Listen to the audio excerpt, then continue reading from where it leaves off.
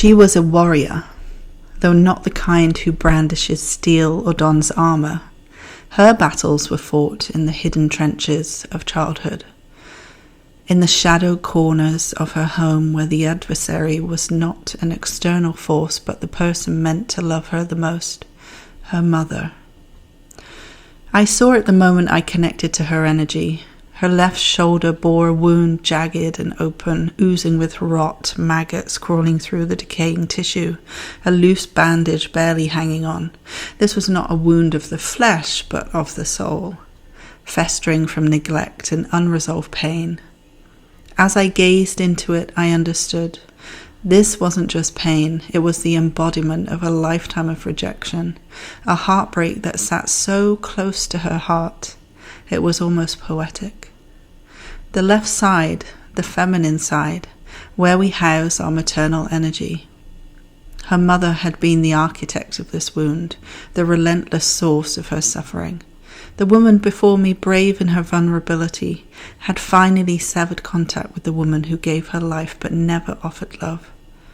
She had fought for years, desperate for a shred of recognition, a whisper of compassion, but it never came.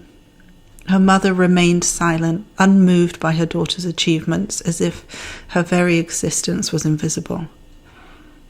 I was pulled back in time to a living room filled with the echoes of a child's confusion. She stood there small and trembling, watching as her mother raged, her face red with fury, words spilling out in jagged, angry shards. The little girl that now lived inside this woman couldn't understand it. Why this hatred? What had she done to provoke it? How could she fix it? Make herself better, make her mother love her? But it was never her fault. Her mother's wrath wasn't born from anything the girl had done. It had been simmering for decades, ignited by her own past, by the sins committed against her when she was only 6 years old, abused by the hands of a stepfather while her own mother looked away. Her mother had carried this pain, this shame her entire life, a pain that felt too insurmountable to heal. Instead, she drank to numb the wounds, to push down the memories. But the rage always bubbled up, and the trigger was her own daughter, her innocence, her age, her mere presence. For years this woman endured the cruelty, but she had grown strong enough to walk away. No contact. No more fighting for the love that would never come. But despite her physical distance, the wound still festered, hidden deep within her. It lingered, painful and raw, a constant reminder that she had not yet fully let go. As I watched this vision unfold, Spirit spoke. A task was given, simple yet profound. She was handed blocks of wood, like children's toys. Some were red, others were blue, each representing a part of her heart. Together we began the process of sorting them, separating the projections her mother had placed upon her from the truth of who she was. Piece by piece she organized the colors, slowly rediscovering herself beneath the weight of her mother's pain. When it was done, she gathered the blocks into a box. Symbolically, she was returning them, giving back what did not belong to her. She was no longer her mother's keeper. She no longer had to carry the burden of her mother's trauma.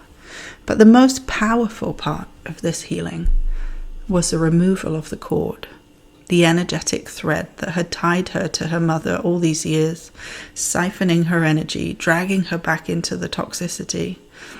It was not a cord you could cut, no. Cutting would leave fragments behind, still latched onto her. Instead, it had to be removed, gently and completely. It glowed white as I saw it, plugged into her second chakra, the center of her power. Her mother had been draining her strength for years. When the cord was finally gone, she breathed deeply. She felt lighter, freer. I noticed the open wound in her shoulder faded to a scar. Her energy returned, and though her mother had started her own path of healing, they remained apart. The absence of communication no longer weighed heavy on her. She had accepted it, embraced the silence as a form of peace. Now her focus had shifted. Her attention turned to her sister, another relationship in need of healing. And this time, she approached it from a place of power, no longer weighed down by the shadows of the past.